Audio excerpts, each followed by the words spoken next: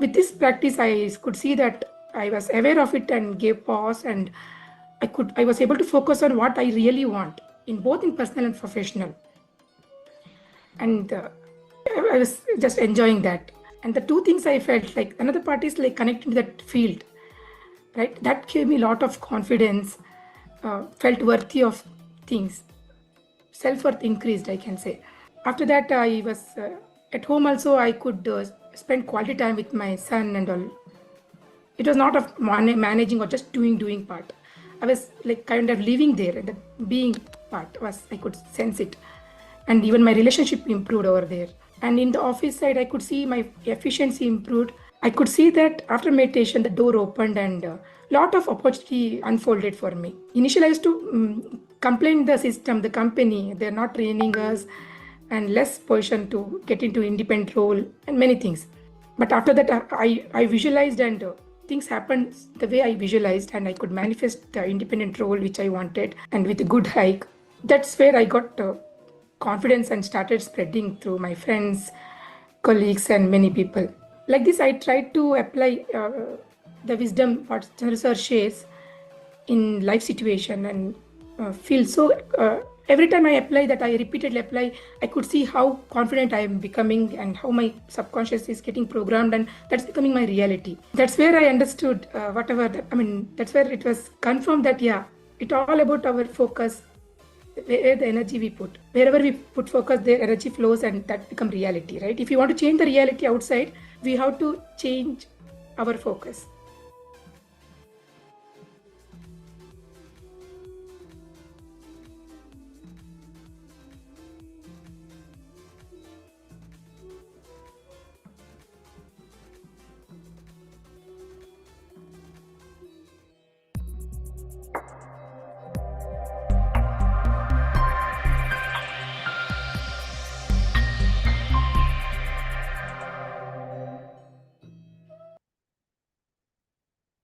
Namaste, and very happy morning, afternoon, and evening to all masters joining from across the world to this Quantum 40-day program by Buddha CEO Quantum Foundation.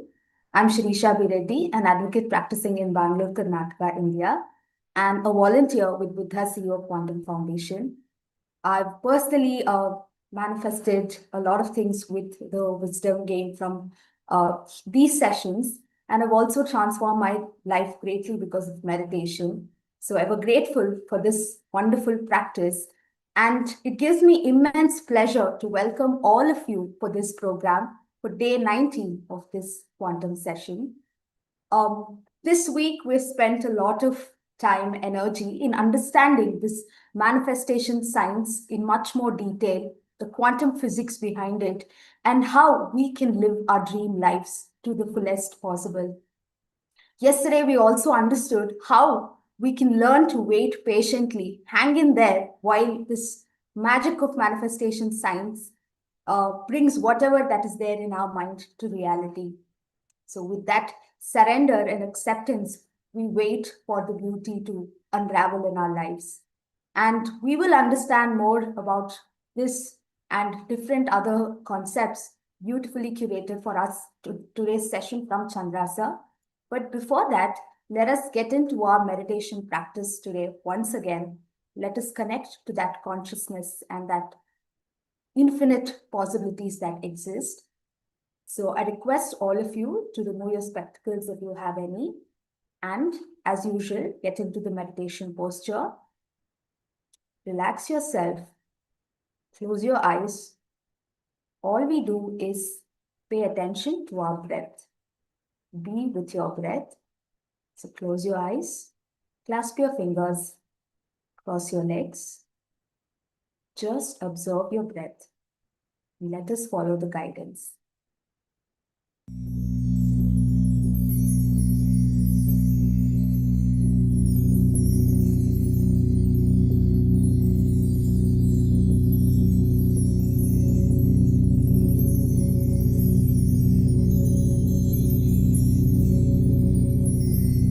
Dear friends, dear masters,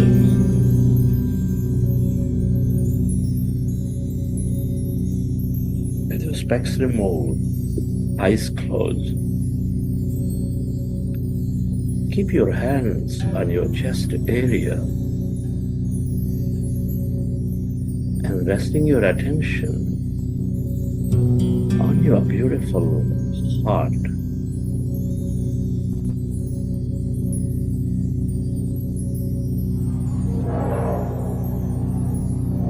With a slow, long, relaxing breath, connect with your heart center.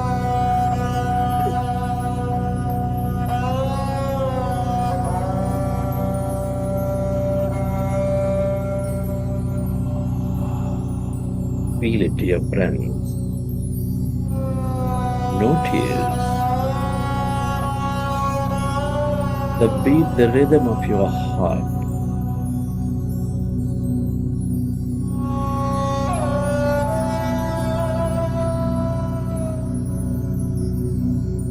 Your inner knowingness.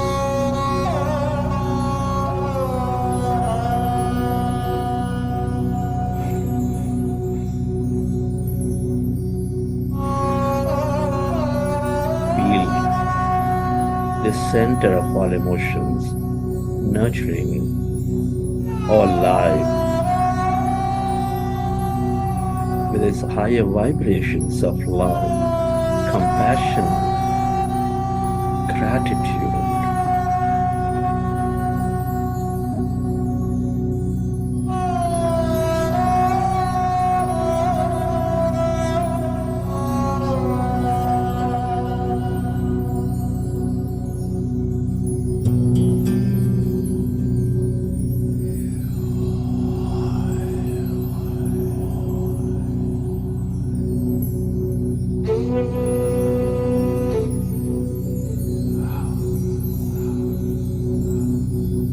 Can you recollect an experience from your past? Or simply go into an experience of higher emotion? Imagine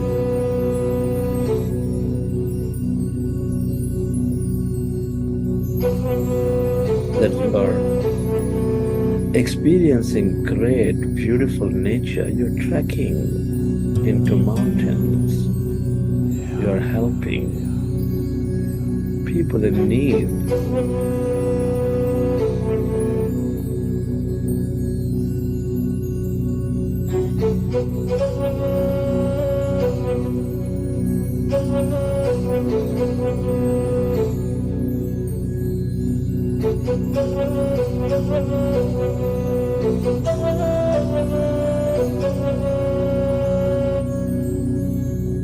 Relive that moment and feel that energy.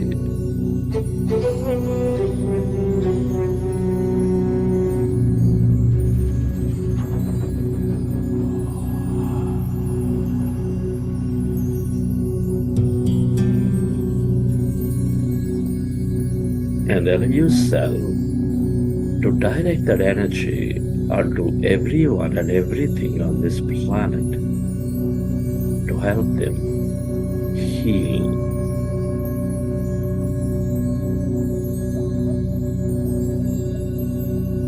Where your attention goes, there your energy flows.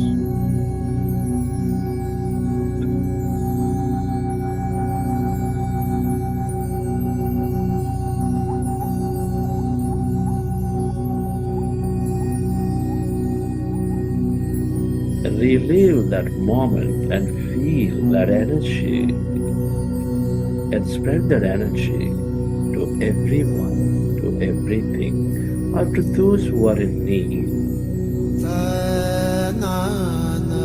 The more you experience love, compassion, deep joy, the more coherent you become, the more connected you become.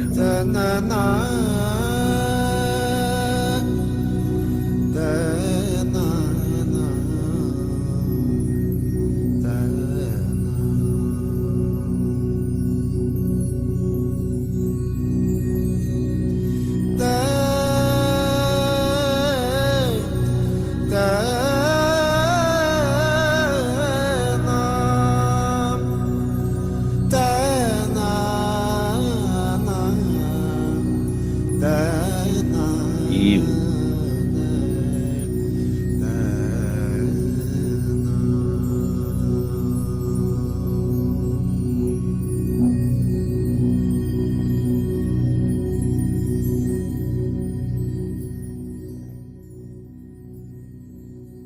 and slowly let's go into breath mindfulness meditation.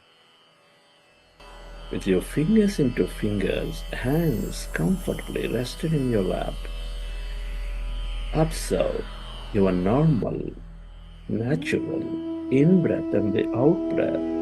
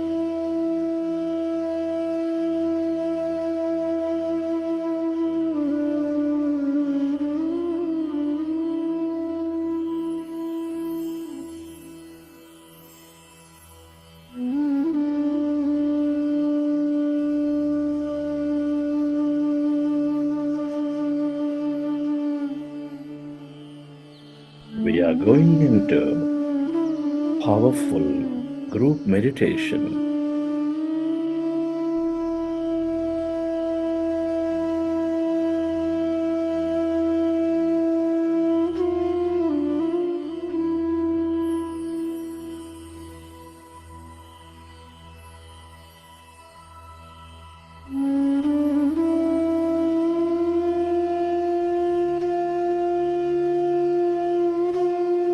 Observe your normal, natural in-breath and the out-breath.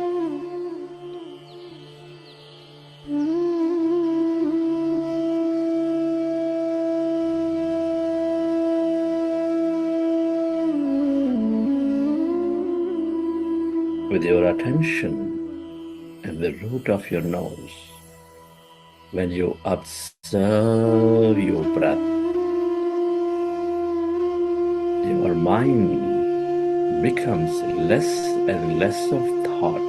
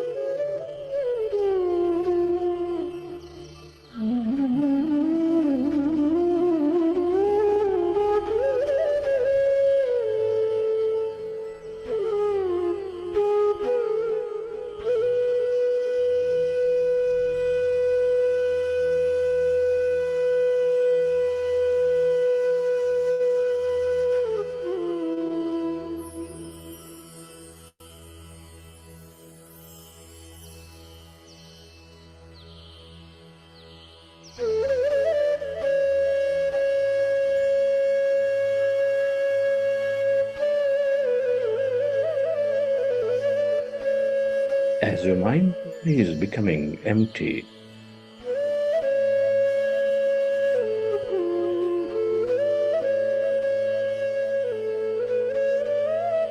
allow yourself to experience that deeper calmness inside of you, all around you.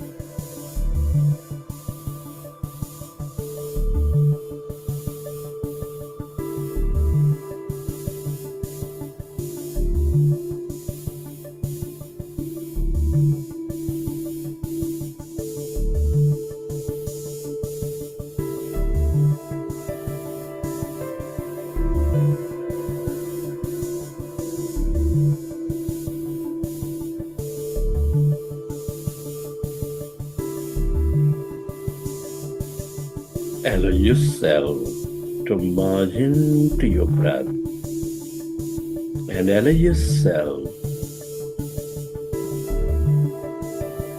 to experience emptiness and blackness.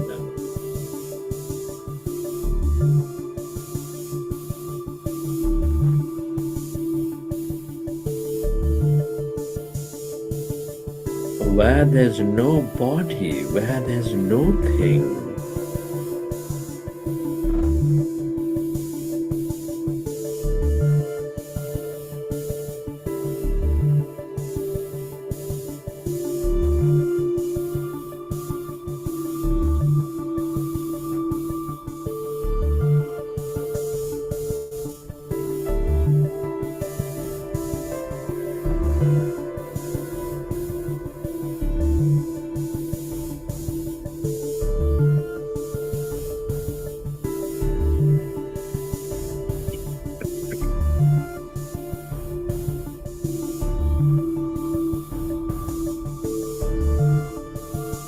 All emptiness is energy.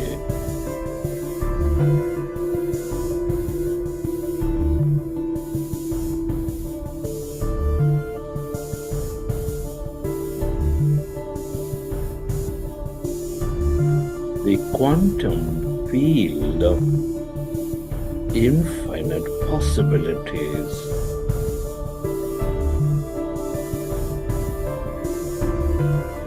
The field of wholeness, the field of oneness.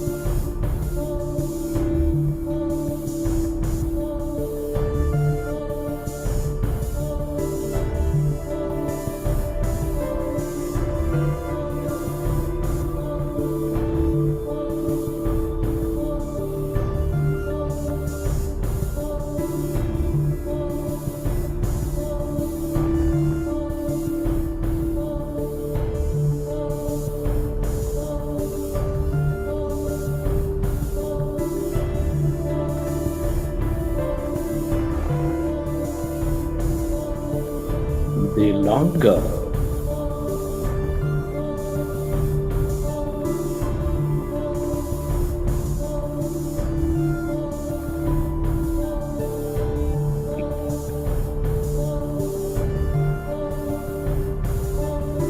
you stay aware of this emptiness, this energy,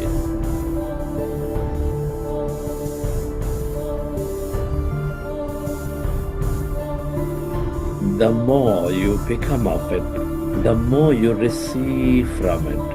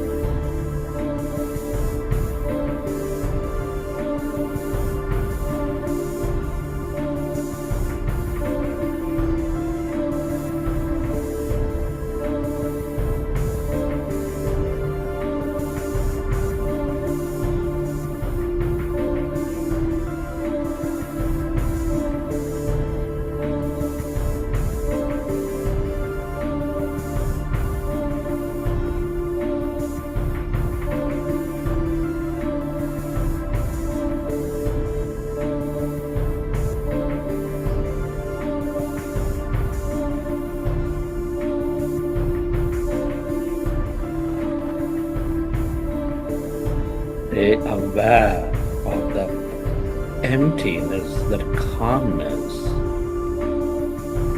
this field of energy, the field of creation.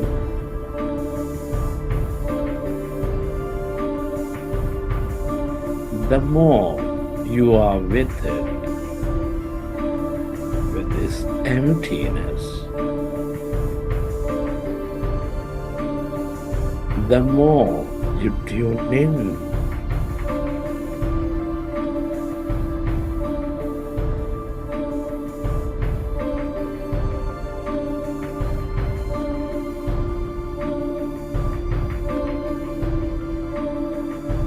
To miraculous possibilities.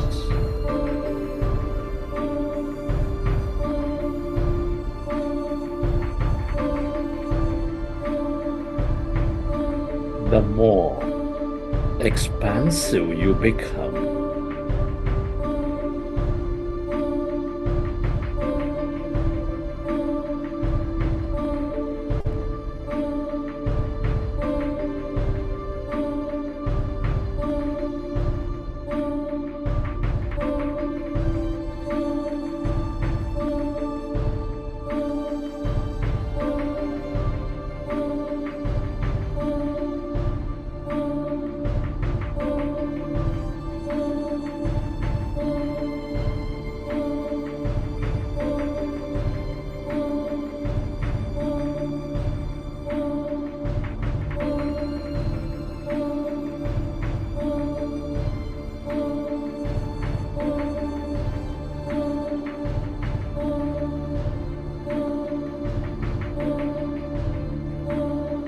If you find yourself distracted in thought, go back to observing your breath and allow yourself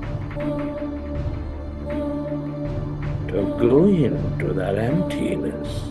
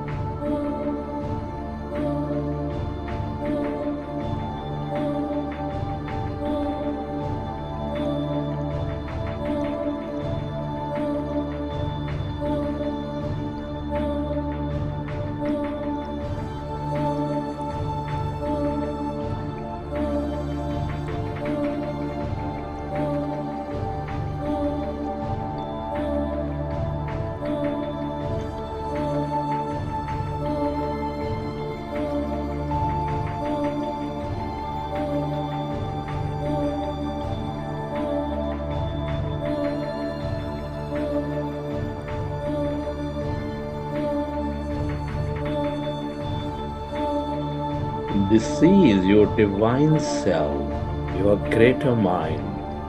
The more you are with it, the more whole you become,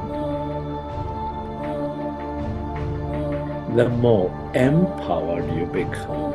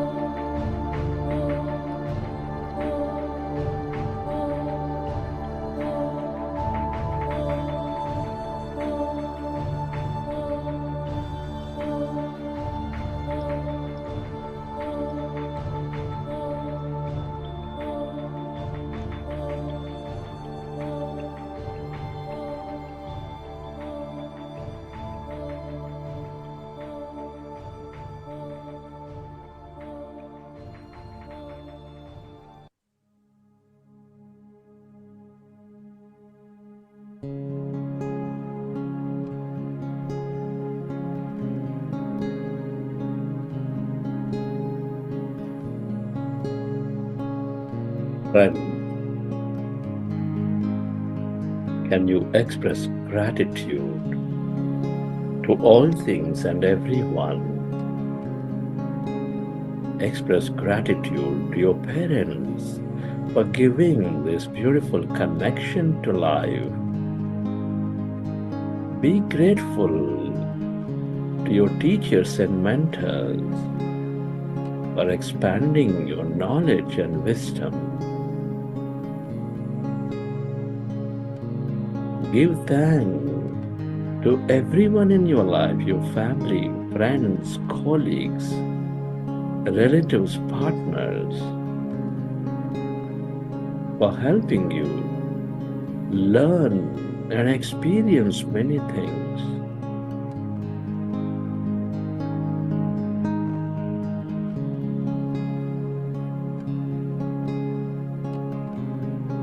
Be grateful to this grand nature, the fish, the bird, the animal, the planet, stars, sun, moon, Mother Earth, for all the energy, beauty, mystery, and more in our life.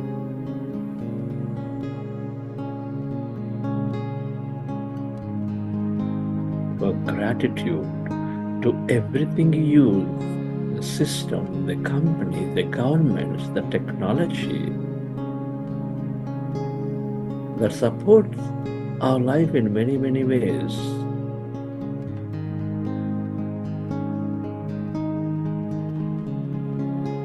Gratitude to yourself for caring for you, for caring for others, and to this intelligent universe for helping us experience this life.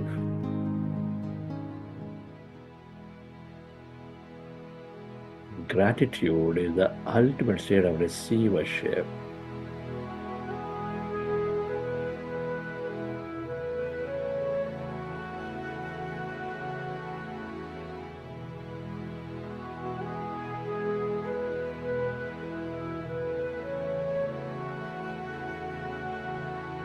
Recollect your experiences from the session. How did you feel? What have you seen? And whenever you're ready, you can keep your hands on your eyes for 5 seconds, and then you may open your eyes.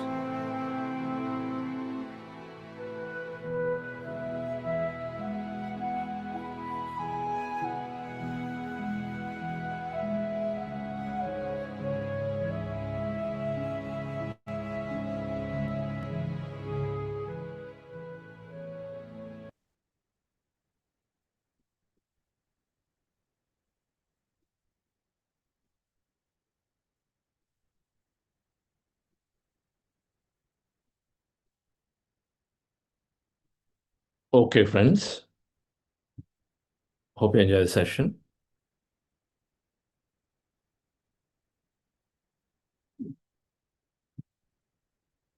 Thank you, Shirisha.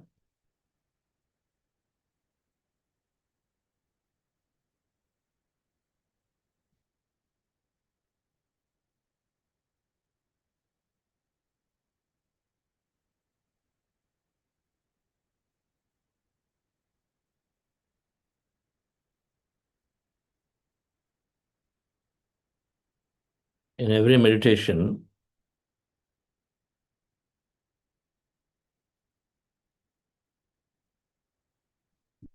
we may experience one or all bodies.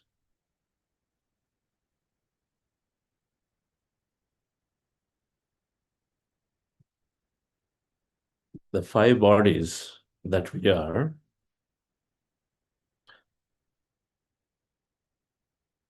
every body heals.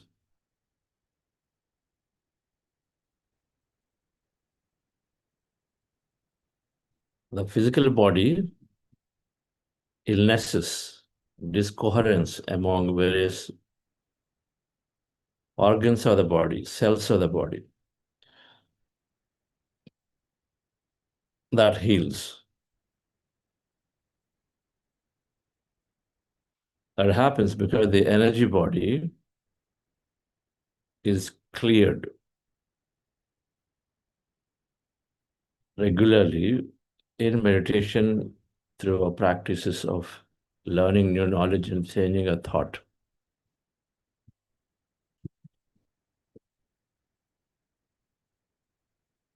The energy body is healed because the mind is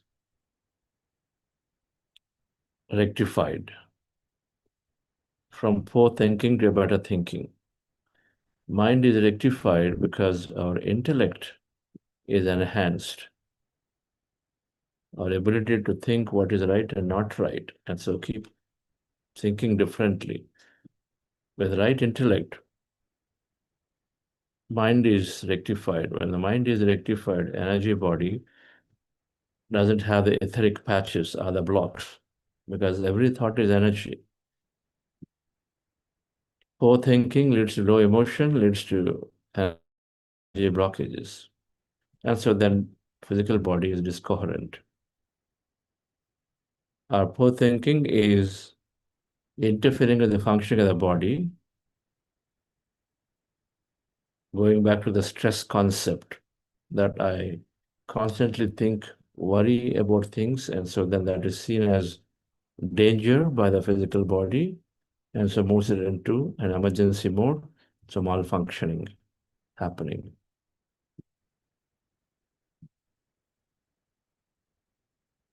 Our intellect is enhanced because all the memories of the past have to dissolve. The memories of the past are telling us, hey, this person is bad. This is a very difficult situation. Then you can't think better in that moment. You'll be always judged or carrying away your decisions based on the past learning, deep learning that you had, which is not otherwise expansive.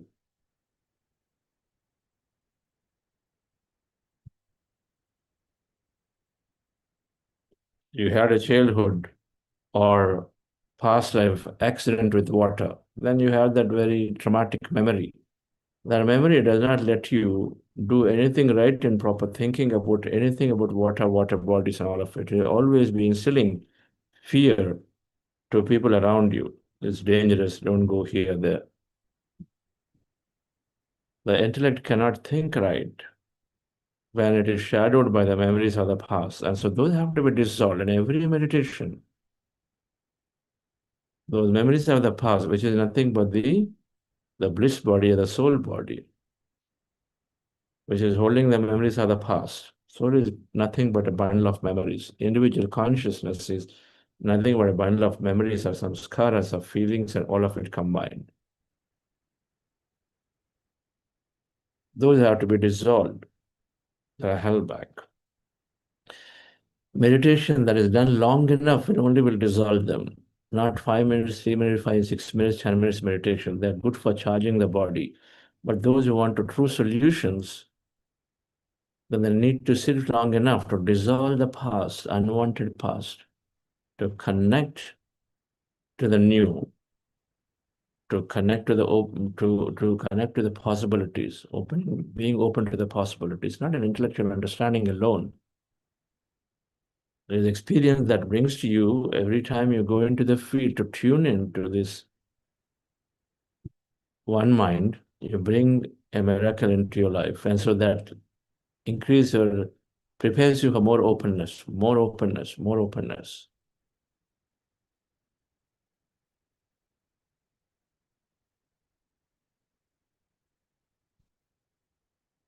So the past dissolved, miraculous possibilities tuned into brings our intellect to think right. Even when situations don't seem to be in control or going out of the way, you will still be able to be in a surrender mode and say, let things do the best for me. That's the right intellect thinking. And when intellect is thinking right, is enhanced, the mind is then rectified to think appropriate way at any given situation. And mind is rectified, so the thoughts is the right thinking is this, is not interfering with the body, and so the energy body is freely circulating the energy as the physical body is happy.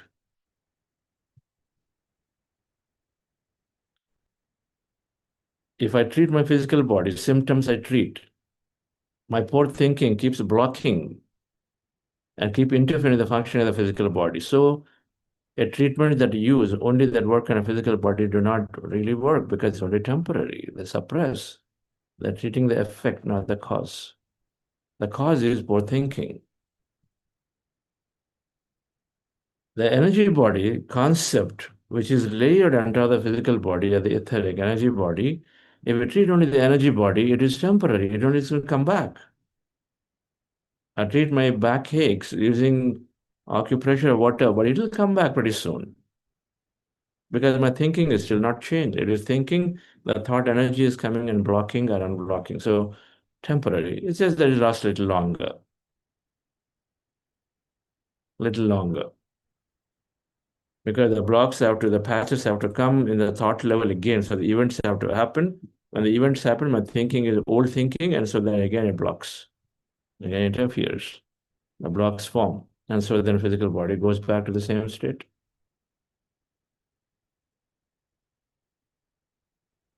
My thinking, I can believe, I come to this class, yes, I have to be positive, I have to be this way. Yes, I can come to the class, temporarily get that relief, thinking that, yes, I'm going to do this. But then, unless intellectually you understand, meaning unless you study the subject deeply, you listen to others also, experiences deeply.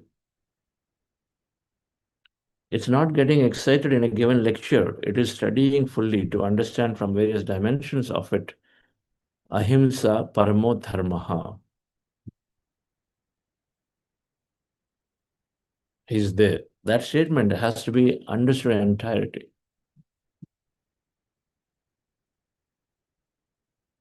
Without that, I may decide in one lecture, yes, I will not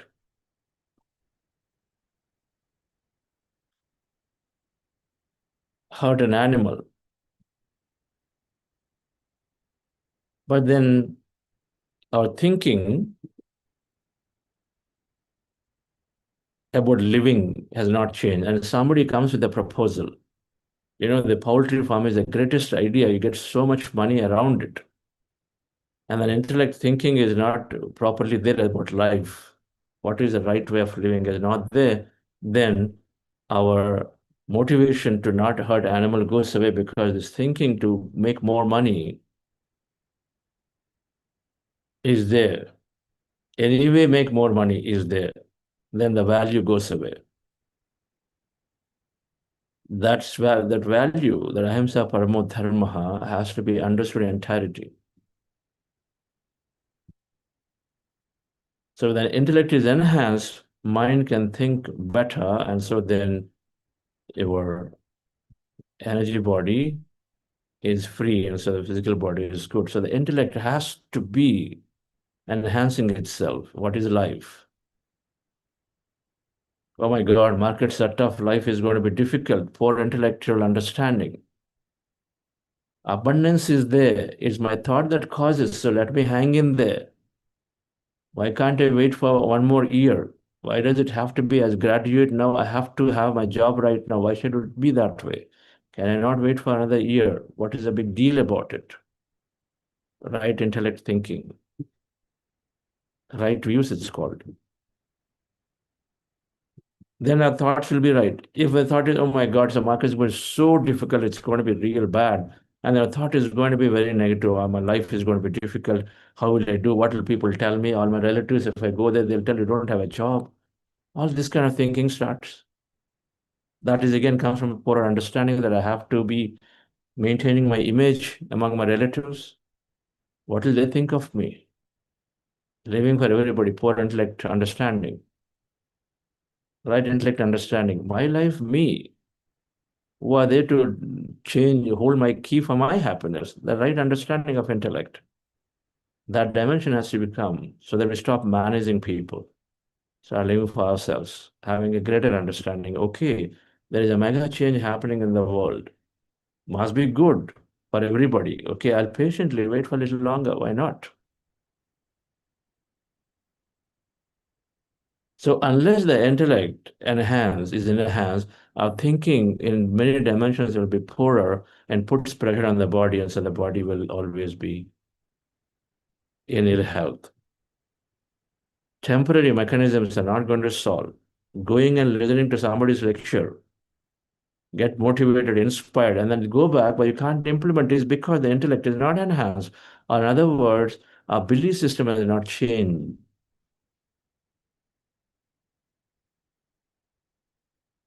The belief system with which you operate your life has not changed. Now, for that to change, great knowledge beautifully helps. However, knowledge alone is not good enough. The knowledge is colored by our past deep experiences and memories that are there, which we don't know why they are there because you're not aware. Why I'm very, very scared about water. How much ever you understand that it is current life and this and that, unless you look into it and unless you dissolve a deep traumatic memory that is there, you don't know why you today, your brother is very, very rich, but you're failing in every decision. He and she is there. They are making good decisions, but you are not making good decisions. You seem to be all the time doing wrong decisions. Both of them studied the same school, same college. We don't know why that's happening to you.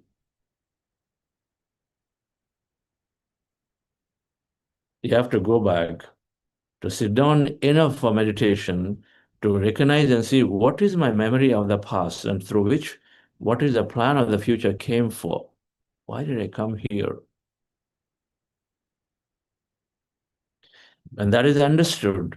You have clarity. And so then you think differently. Oh, my plan in this life among successful people, especially close people, I'm here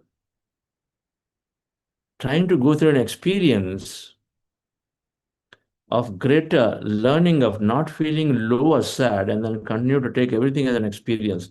This is why I came here with a plan to demonstrate to myself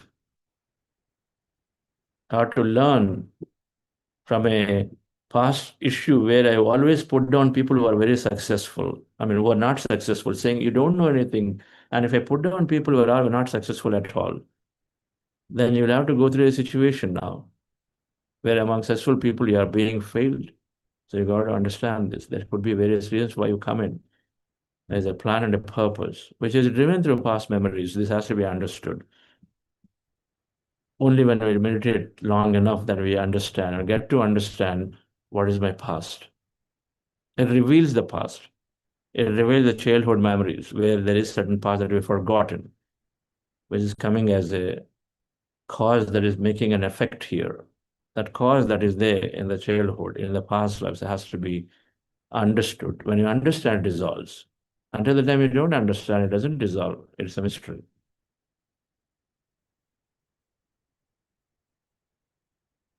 So only when meditation is there, along with knowledge, then we are able to dissolve or understand the past, and so then accept the present, and so then we are able to think. Intellect enhances our buddhi, and so then our mind thinks right, and so the body is great. Anywhere else is shortcut. Doing alternate methods of acupressure, acupuncture, they all can be there but temporarily heal if your thinking is not changing.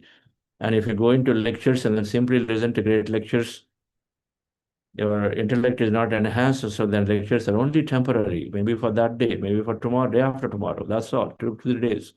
They go away because the fundamental nature has not changed.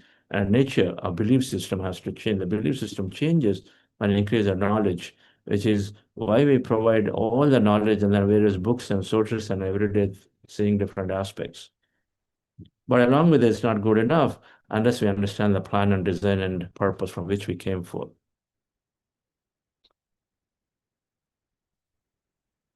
And so then we do long meditation. And we encourage long meditation. Sundays, long meditation. Full moon night meditation for 3 hours. Retreats are there. You meditate for 4 to 5 hours. Advanced retreats. Intense retreat now. Meditate for 10 hours a day. Meditate, meditate, meditate to know who I am.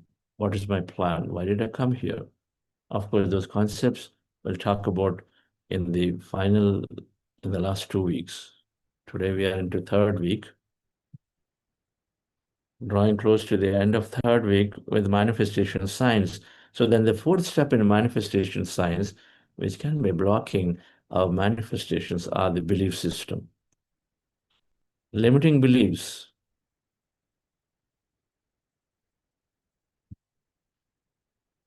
Five sutras of manifestation. What's the first one, if anyone remembers? Set goals and visualize your future ahead of time.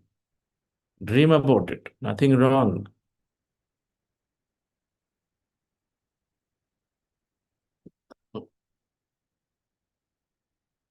Abdul Kalam just said, I want you to dream of that thing that keeps you awake, not keeps you sleeping.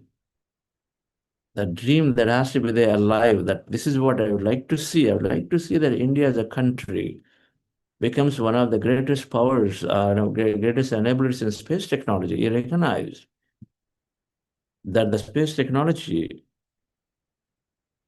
which is close to energy technology, can give us so much of benefit in various ways in communication and this and that and all of it. And we became so.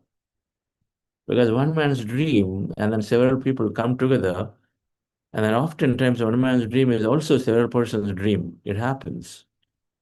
That's how change comes. If we think meditation must go, and then there are several people thinking the same way meditation must go, simultaneously many people dream of the same. If we think meditation technology must come to give to everyone on the corner of the world, there are several people also thinking simultaneously. It is seeded by consciousness into multiple people so that the energy of intention is high. That's a natural process, always.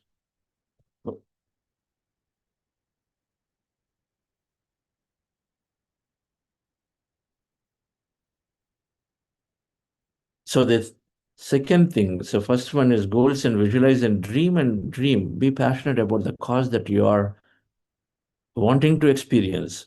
Second is to be open to possibility. Recognize that every possibility exists, so be open.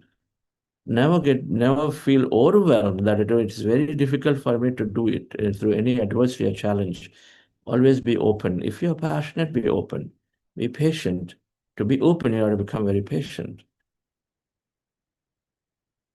That I will wait. 10 years later, it's bound to happen. I will wait. What's the hurry? I wish to see the world change. I wish to see, something happen to me good in my life. And I wait for it. We ought to be open. First, understand this is possible. Then we can be open. So we can be patient about it. Third, we be very focused.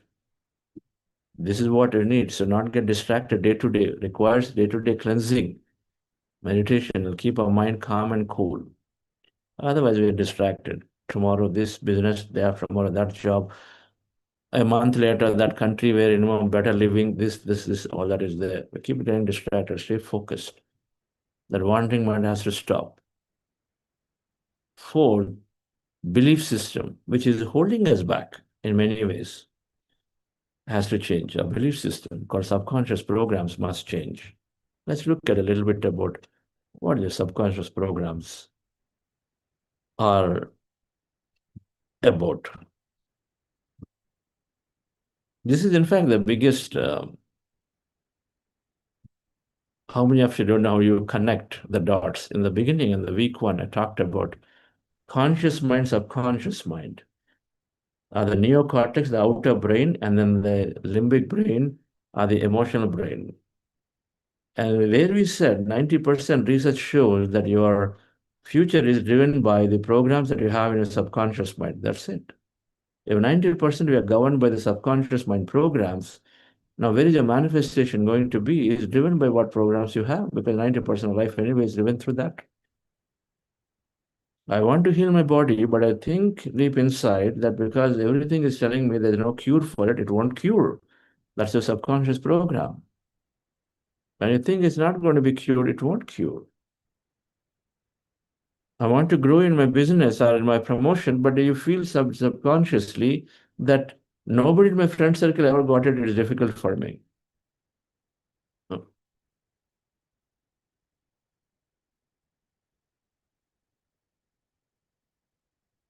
the subconsciously the program is blocking, sabotaging for self. So the subconscious programs that are there have to be pulled out, have to be looked into, and then have to be dissolved with a higher understanding. How do you dissolve? What is the higher understanding about health? Autoimmune disorder. There is no medical treatment for its solution. Allopathic medical solution is not there. What can you do? Body is not supporting with enough immunity, all kinds of issues come autoimmune disorders. Now, some are saying that, okay, with the deep stress, it can come. But now we know. How do we know? How do I increase my understanding? Listen to others' experiences who say they've healed autoimmune disorders, number one. Listen to epigenetics, understand the science of epigenetics, which say that your feeling, your heightened feeling and thinking can trigger certain upregulation of genes, and so then production of new protein, and so the production of new cells, and so then you do get a new cell that can function greatly in that body part and an organ, and so then you will be able to heal. Epigenetics is saying that. If I understand that science, and if you look at many people who are healing with something called meditation, then your understanding changes about it. And so then you will be hopeful. Otherwise, you'll always be having the block in the subconsciously. Then, I know I'm meditating, I know, but will it really heal? Because there's no healing thing only medically. You self-sabotage. So the beliefs have to change.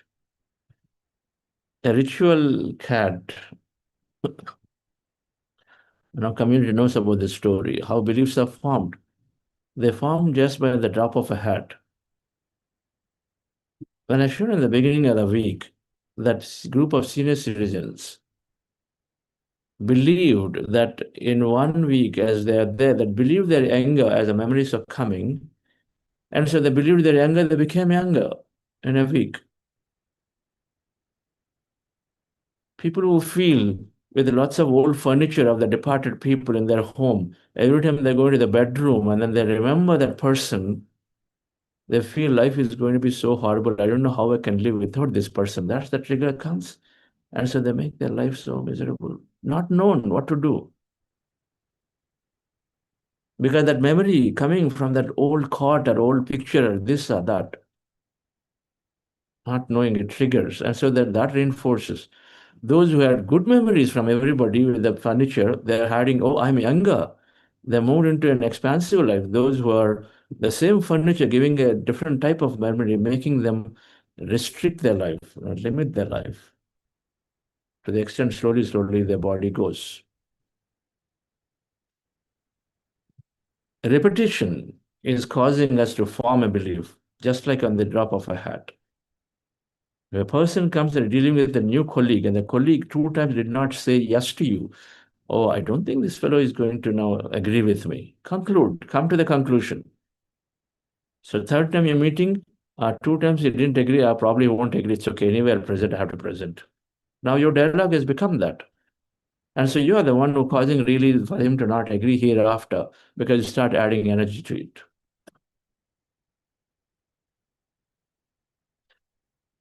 This Jen story is telling that 7-6, okay. In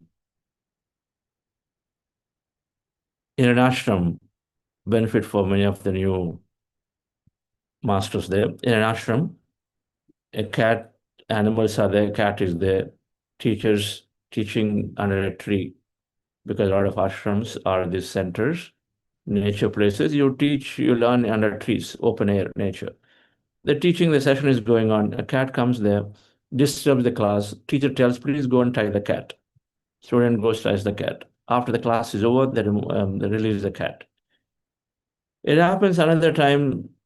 In a week later, they do the same. Teacher tells student ties and the student unties. And when it happened 2-3 times in a given month, and then one bright student thought, okay, wait, Now, teacher is telling me to tie, and that is disturbing our class. So let me go and tie the cat hereafter before the session starts. So before the class starts, they thought since the cat is now disturbing, it happened 2, 3 times in last 1 month. It is disturbing, so they generalized it. It's called generalization trap, by the way. Many of us go into this generalization trap. We experience once or twice and come to the conclusion. So he generalized it and said that okay, the cat is disturbing. Cat disturbed 2, 3 times in a month, it became cat disturbing.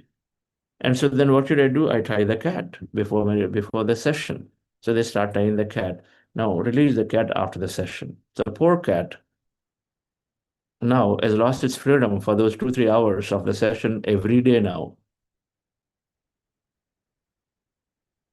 And we also got an extra work every day when it's not necessary, but we are doing tying and untying. Every day we got extra work with a generalization that happened. See how rules get formed, by the way, in our communities and layouts and everywhere. I was surprised when you look at some of these tax rules, they just go on adding because you try to treat every exception. Exceptions are treated differently, but you make everybody pay for it. Of course, great. Now many new thinkers are coming and simplifying it. Common case should be looked at carefully. You have to optimize everything for the common case, isn't it? Optimize for the common case, we have exceptions for, extra things for uncommon case. Anyway, here, so the cat is tied every day and then untied. It goes on, and a few weeks later, the students change, new students come, seniors are there doing it, and so the juniors also started doing it. Too small a matter. Senior told, hey, go tie the cat, they would tie the cat. The teacher did not bother. So a new teacher came, old teacher gone, new teacher came. They saw students tying and untying. Okay, fine, there must be a reason. That's how teacher said, leave it, left it. So now new teacher, new students. The history is gone. A few days later, the cat dies. So okay, so all problems solved. Promptly that evening, the students go and then buy a new cat, bring it, and then start tying every day and the next day onwards in the class. No one questioned why I'm doing it. Our beliefs are like that. Our beliefs are not questioned. Because you think there must be a reason. You think it is true. Oh, there must be a reason, or it is true, and so then you don't question. To become very strong, I have to have egg. Is that so? Is that so? Why is it so? Has anybody questioned it? Because it's also being proposed and encouraged by government too. And so then we feel that it has to be there. The medical system, of course, has said it, but you have to be there. Has anybody questioned and say, how is that so many vegetarians are living and then strong?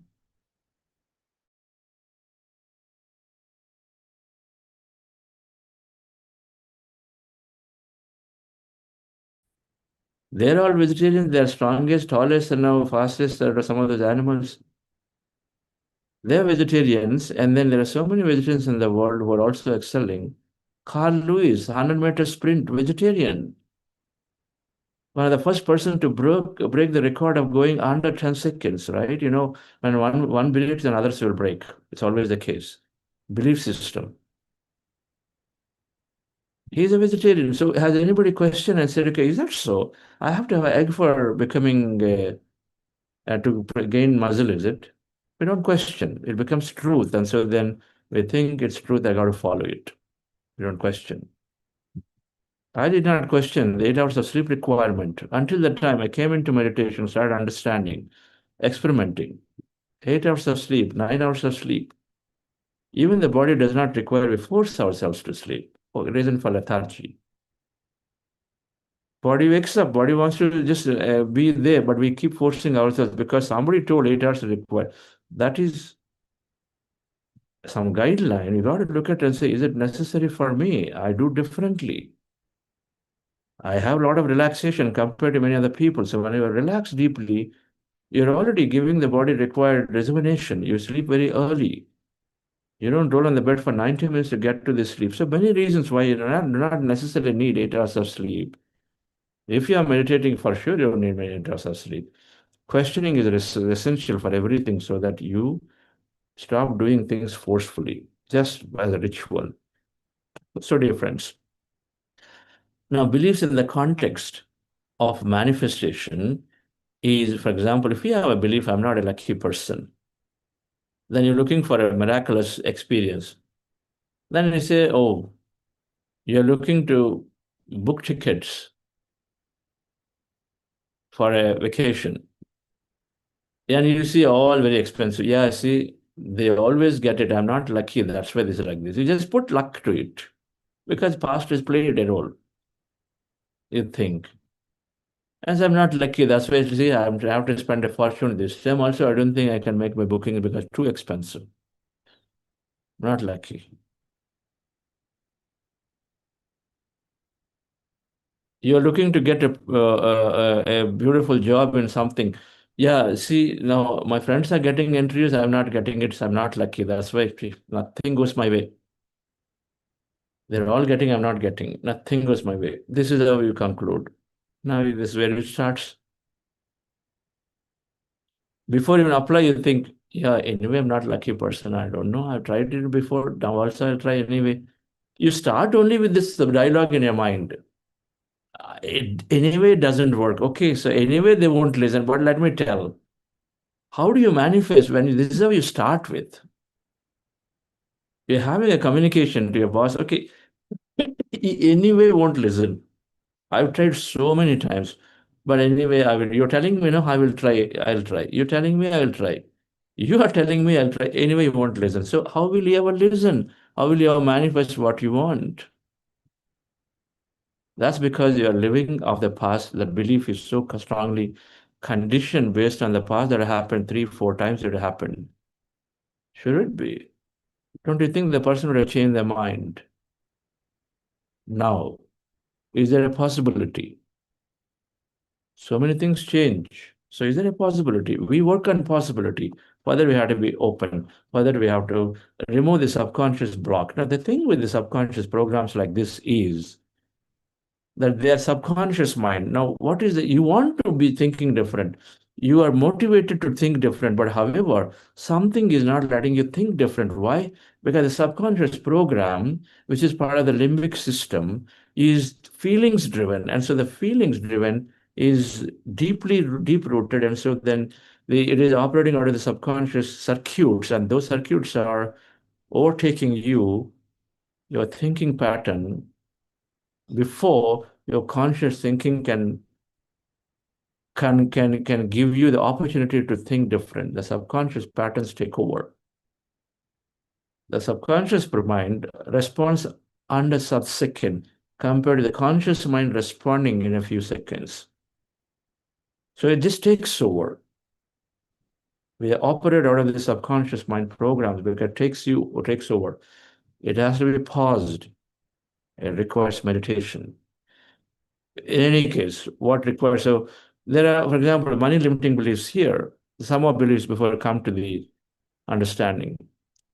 Money does not grow on trees. How many people have here who are listening to this class?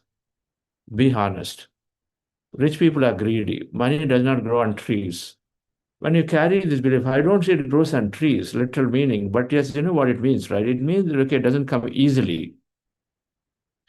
So you carry a belief that money does not come easily. That means you have a belief that it requires real, difficult, hard, many, many things to do before you can get money.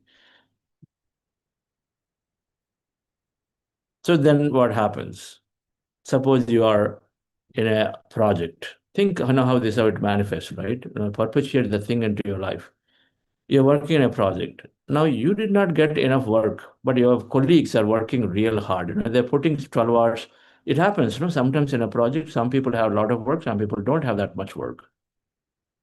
So their colleagues are putting 12 hours and you are putting only, let's say, 6, 7 hours or whatever. Now, what is the thought process? But let's say your organization announced some big bonus or whatever. Your thought process, yeah. So I'm not working hard. I don't think I can get bonus this quarter. And look, all my colleagues are working so much for this, definitely they are the ones who will get it. Your belief is saying that I'm not deserving because this belief says that it's not that easy. Easily you cannot get it. You got to do something special, something you got to really work hard or whatever, then only you can get it. It is very difficult. You yourself making it very difficult. So then you discard. You discard an opportunity that comes your way. You want to earn that extra, miraculously, the extra money, but you can't because you have this belief. You're not working hard enough, and so it's not going to come. Do you know that you worked enough in your past? You worked enough in a childhood. You worked enough in a lifetime, in a last year before, and so then you still deserve something great. Can you be in that state that I deserve the best things for me? Can you be in that state? Why not? It's just a thought away.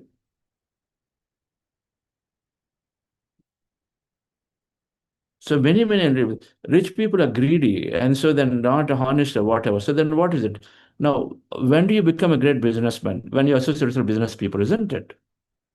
If you go with the business conferences and spend time, then you get some tips and you become a great businessman. You want to become rich, associate yourself with rich people. Now, this thing you have greedy, dishonest, then what do you do? Anytime you meet a rich person, subconsciously you feel, oh, they are dishonest, they manipulate you. You don't go close to them. So then what happens? How can you become rich when you're avoiding rich people? At least you should not hate that. Because subconsciously you feel if I become rich and I become manipulative, then I become a bad person in society ethically. And so then you think a generation trap, biggest generation trap is this difference. Why so? Because there is so much of in the media, what are the things that are not necessarily great or amplified. Yesterday I was in an airport, and generally I don't read too much of newspaper. I open the newspaper and reading it, and I can tell you, you have to make it real effort to find one good elevating news from there. It doesn't matter which newspaper that is.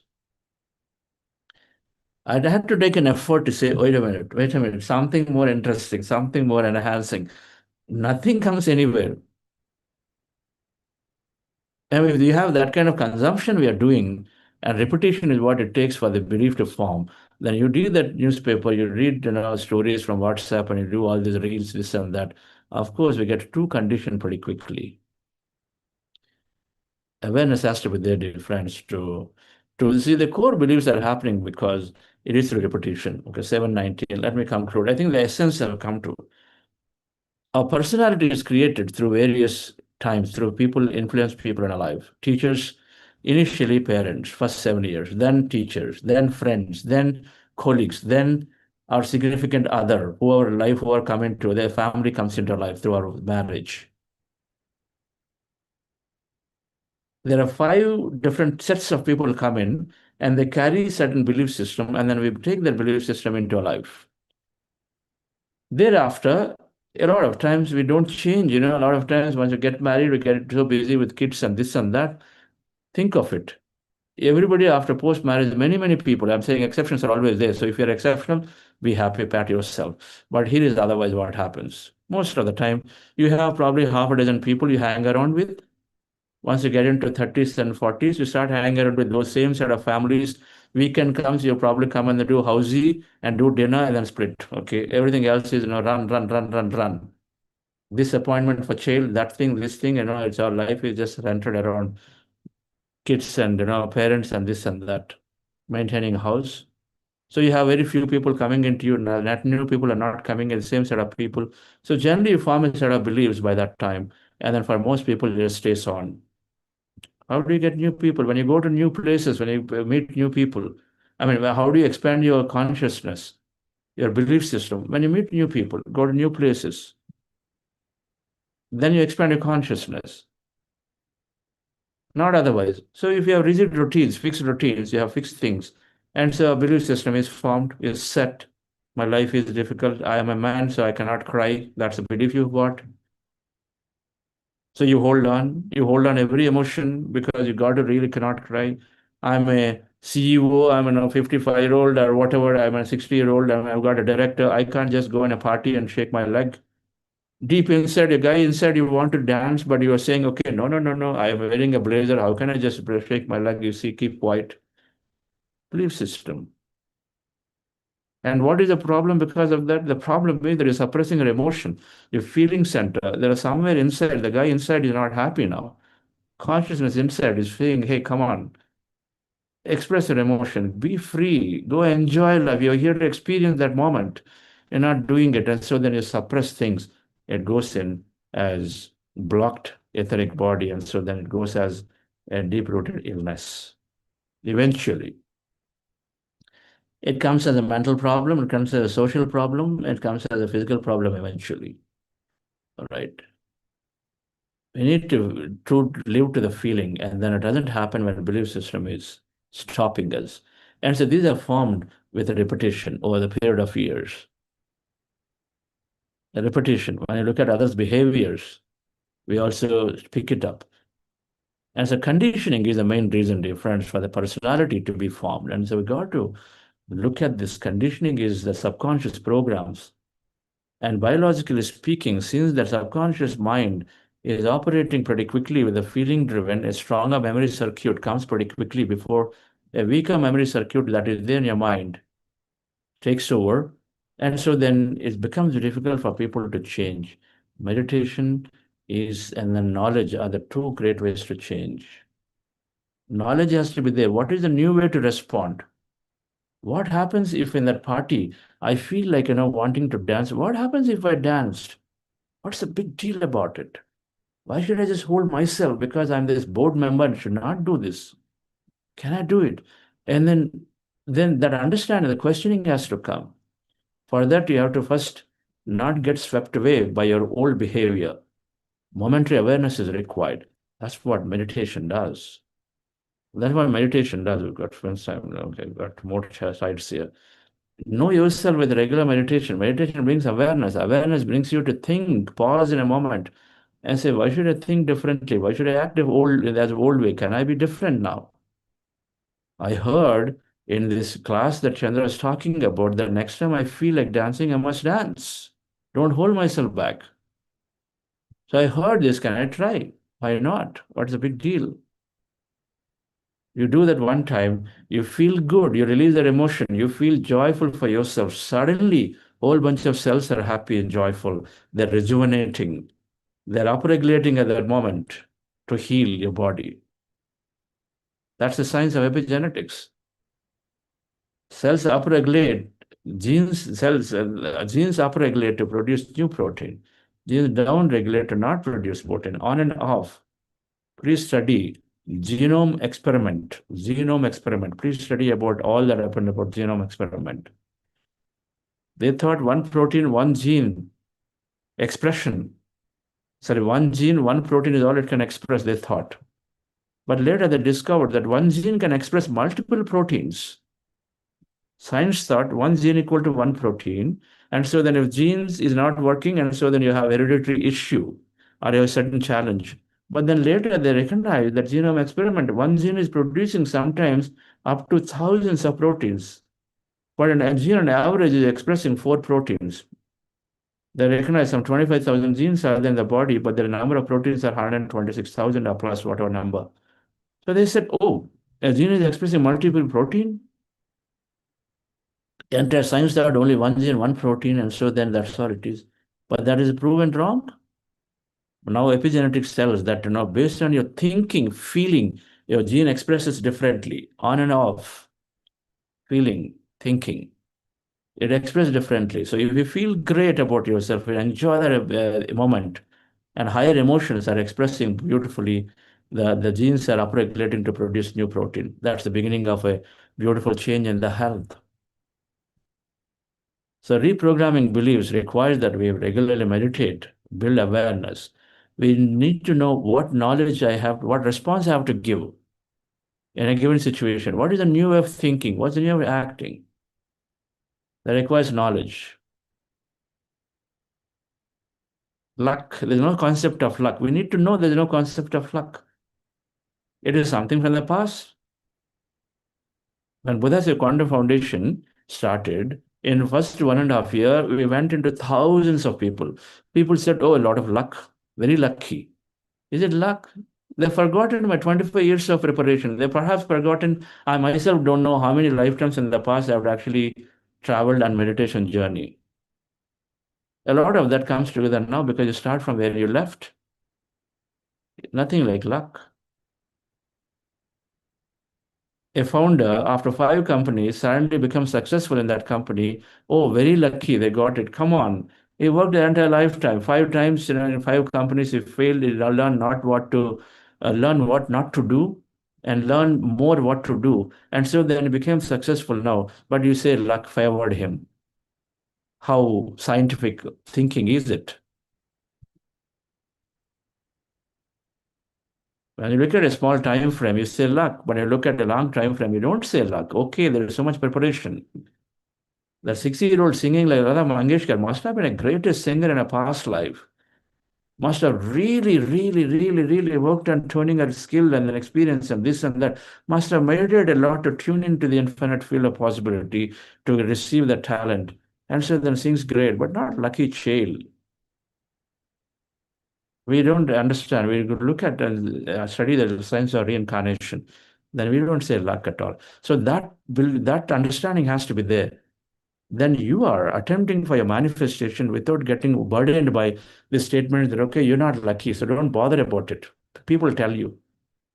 Remember, you're so unlucky person, don't bother. Bad luck is always there with you. People tell you, you'll not bother about them anymore. Learning has to be there, dear friends, from various books and masters. Empowering beliefs. We make an opposing statement out of the scope for this lecture. We do a session on manifestation workshop for full 15 hours. Anyway, today's wisdom note will talk about empowering beliefs, what it means. You can talk to in the next breakout session with your facilitators to understand this concept. Empowering beliefs is a great way of changing a belief system in case things are really holding us back. Gratitude also helps us to change the belief system. This is how we change the belief system. Thank you. So, reprogramming beliefs, the fourth sutra and manifestation is a very, very important element, important step for manifestation because they block our future, they block our manifestation. We have to become very aware of these. The only way, regular meditation, regular reading, regular satsang. Thank you very much, S. Shirisha, and announcements. Thank you so much, sir. Yes, friends and masters, more than an announcement, it's a call for contribution. So, as you're aware, Buddha CEO Quantum Foundation is a not-for-profit trust serving with the single cause of spreading meditation to every individual on planet Earth. Since its inception, it's going on selflessly running programs after program freely, 40-day programs for youth, for seniors, and several manifestation programs. So all of this just to empower individuals, contribute to a compassionate world, and empower everybody around us. So each and every voluntary contribution, donation will make a difference, not just to individuals around us, but to the society and the world at large. So I humbly request all of you to come forward and contribute in whatever capacity possible for all of you. So more details about how you can donate will be shared on WhatsApp also and will be pasted in the chat.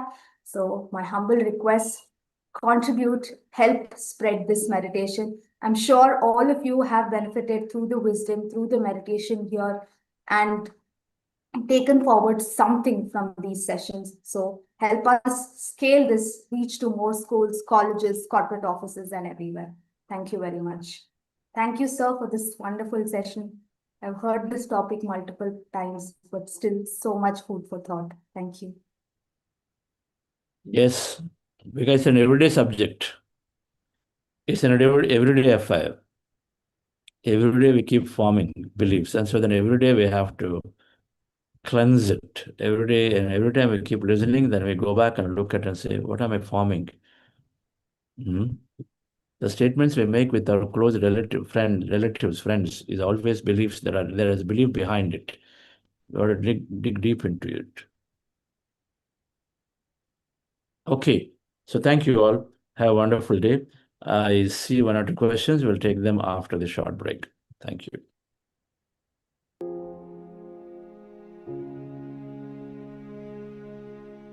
I will take a chance to be who I'm meant to be. I won't let fear keep me from trying. It's time for me to make a start living the life I want. I'm gonna reach for the sky, way up high. I'm never giving up.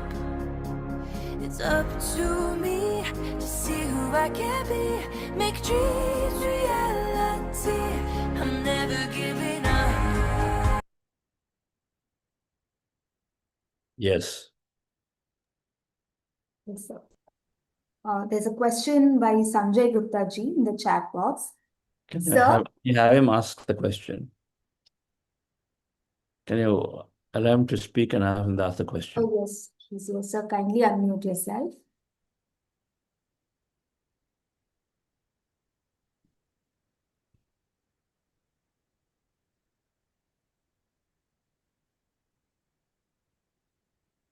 Sanjay Gupta, sir, if you're here, can you please unmute yourself and ask sir the question?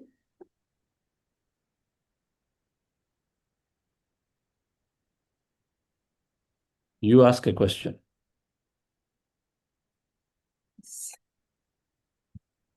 So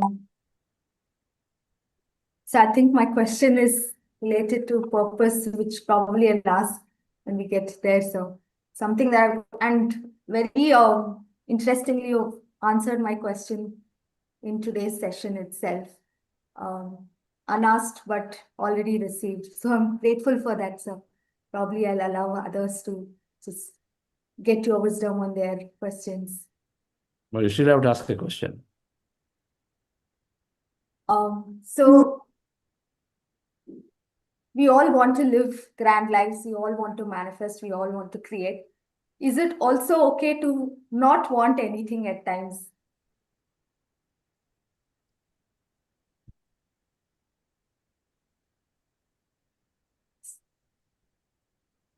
You are hungry, so you'll eat. Mom makes some nice things, favorite things. You'll go. I'm talking about favorite things also she made. You're hungry, she made very favorite things. You go, you sit at the table. What do? Eat with all Eat, the eat your heart's content, satisfied. Then you spend half an hour having your dinner or lunch. Then I'll ask you for the next 2 hours. Sirisha, eat more. Sirisha, you got this another favorite thing you like, it'll come to you. Can you eat? Oh, this what sweet you like? What sweets you like? I love all sorts of desserts, especially the All vanilla. desserts. So Richa madam come, Santosh will come and then give you. They are the ones you really like.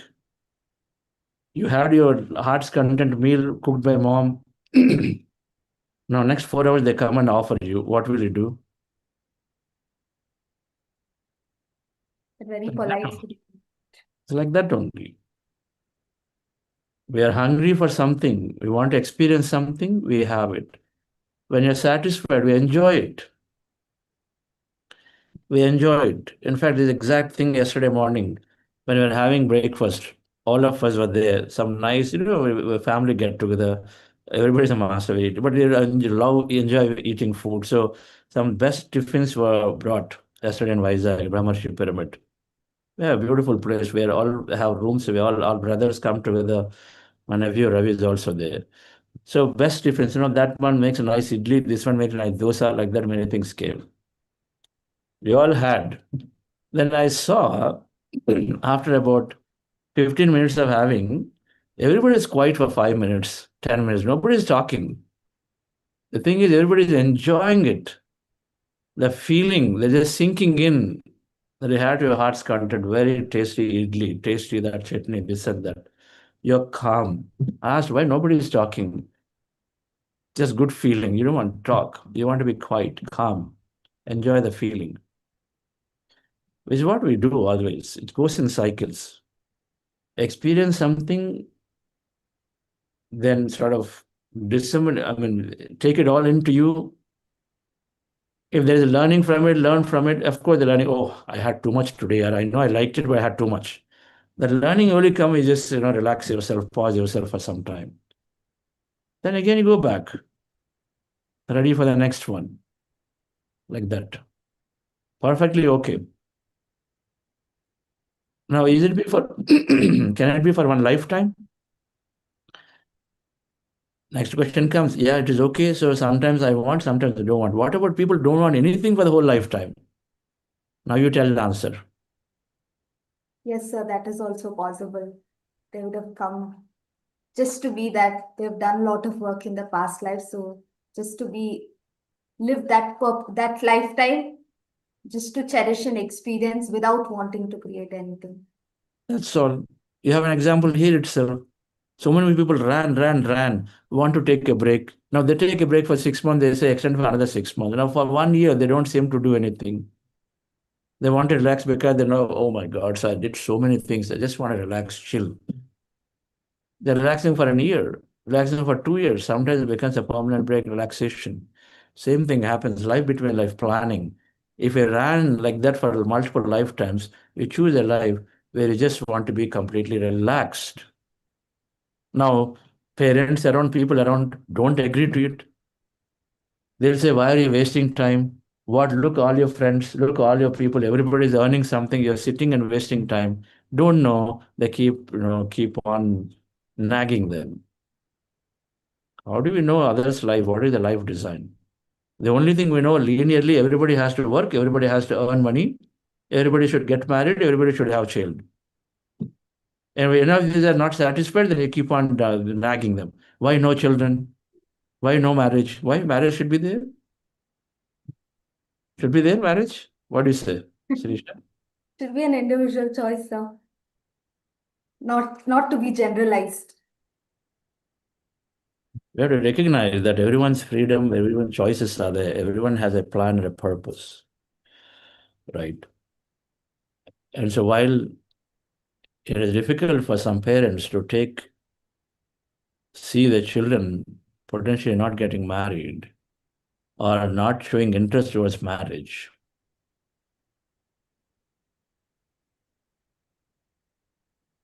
you cannot force. Instead, what is the right thing to do?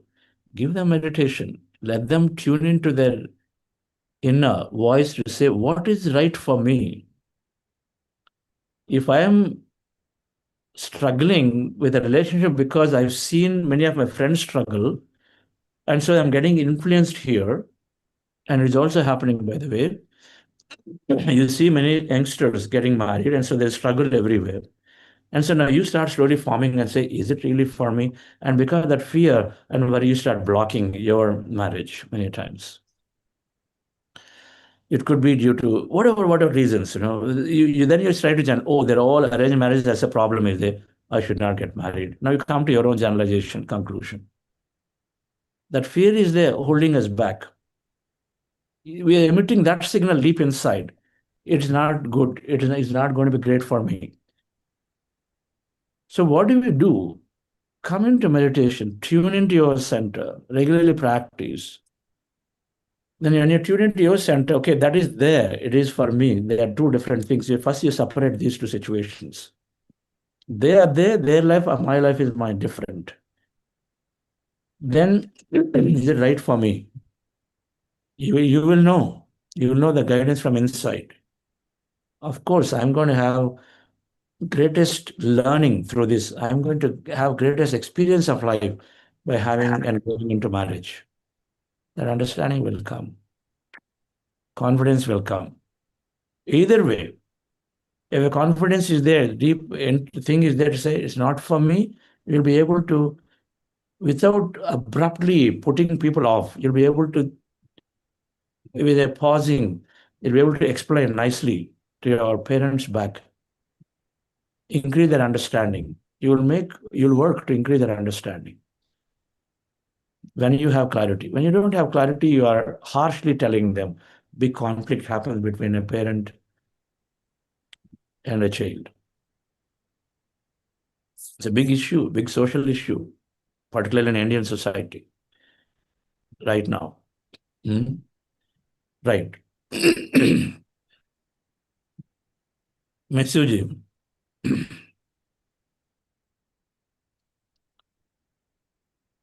too heavy. Can we have some relaxation? Sure, sir, of course. What do you say? All these beliefs are a challenge? A lot of that can be seen around us, sir. And like you said, it is only the regular meditation that helps us see how real they are to be followed and how not to be followed. I think it's a very individual thing also, sir, and the conditioning and everything goes along with it, society, all of that. But yes, I strongly believe in meditation. I mean, one of a very big one broke for me, but I really cannot tell that to you right now over here. I shall tell you when we meet. But that was a very big one, which I used to religiously follow and everything. And the silence actually broke that down for me, and I honestly understood what you have been always explaining. So that was a huge one for me. But yeah, so that's been me. Yes. Yes. Okay, should I go? Close your eyes, breathe it in. Let the stillness begin. Feel the light in your chest. Let your soul find rest. You've been chasing, always trying, running fast, but never finding what was waiting deep inside. A peace that never hides. No more fear, no more fight. Just the calm of endless light.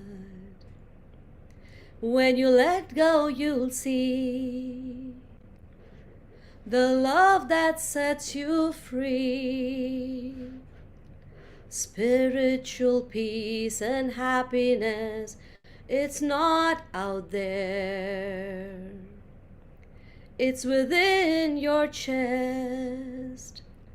When you stop the noise and listen close, you'll find the truth your spirit knows. Spiritual peace and happiness, we are all born with them. Thank you, sir. Beautiful lyrics. You wrote them? No, sir, but I worked on them and I found them. And then I You modified found and tweaked them. I tweaked them to our study, sir. but wait, beautiful composition. Thank you, sir. Thank you. Thank you. Beautiful lyrics, beautiful composition. Of course. Your voice is always captivating. Thank you. Thank you. Yes, Nilma madam.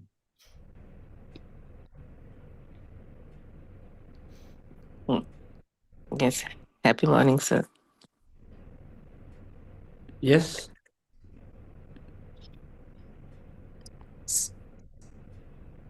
Sir, I was reading in this spiritual science book that spine is related to communication. So, What is not? What is? spine. Spine is spine. What Okay. in the vertebrae we have spine, no? Spine, spinal column. So, like how correction in communication can enhance correction in the spinal column. Madam, Are they related? there are two ways to do this. Don't bother too much about these associations. Okay. Because then there are infinity of combinations will be there. Yeah. Okay. Meditate, learn. Now, if you want to go a little deeper, understand, then read books by Anodia Judith. She talks about chakra system. Mm-hmm. From chakra system, every chakra, then talking which organs, which things have impacts one way or the other. Now you're going on a different path altogether when you start going down the path. But then one wants to learn about chakra system, and so then appropriate body organs and parts that have an impact one way or the other. She is considered authority in the subject, Anodia Judith. Wheels of Life by one book, and then um, Eastern Body, Western Mind is another book. Mm-hmm. Read them, go into the detail. Now you ask me, so I'm asking you to read them back. Okay. Okay. Okay. Yes. Okay. Book by ancient Jews. Okay. Thank you, sir. Everything is interconnected in the body. Mm.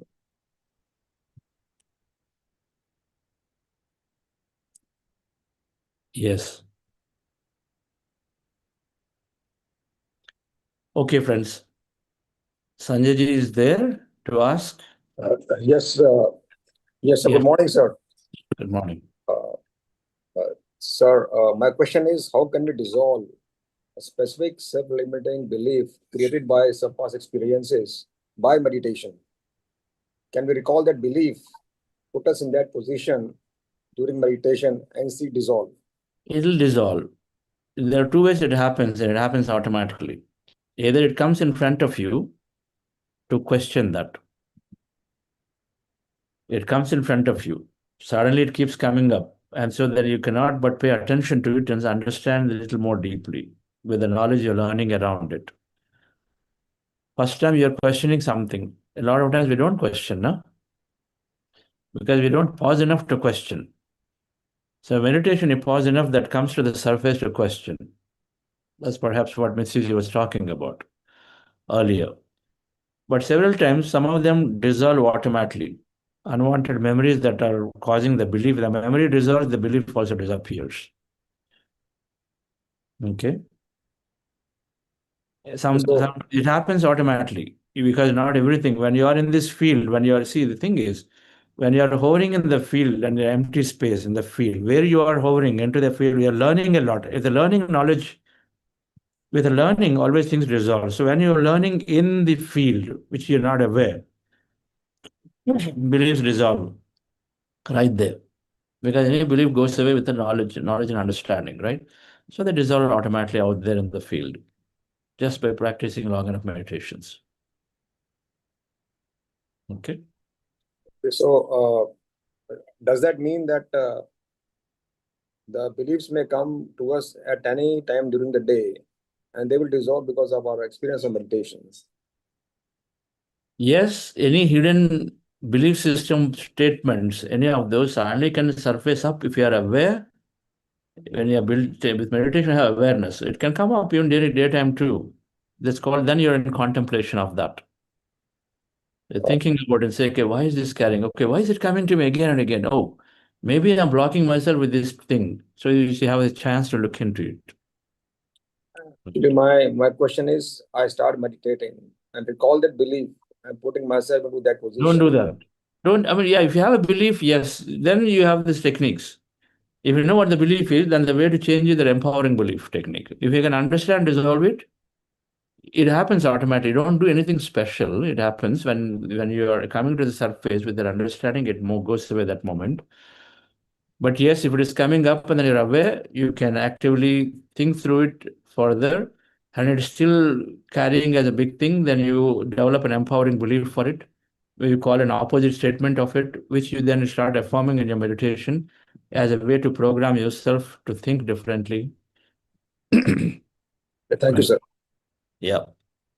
Okay. Okay, friends. So thank you very much. We'll conclude here. We'll see you tomorrow. Thank you. Thank you, sir. Thank you, Mitsuji. Thanks to Santosh sir and Richa ma'am as well. Yes. Thank you all, masters. We'll see you again tomorrow.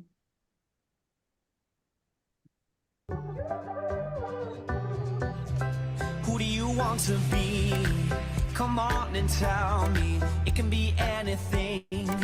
Other possibilities, focus, boost and release. Gratitude and go, your 5-step technique to follow your wildest dreams.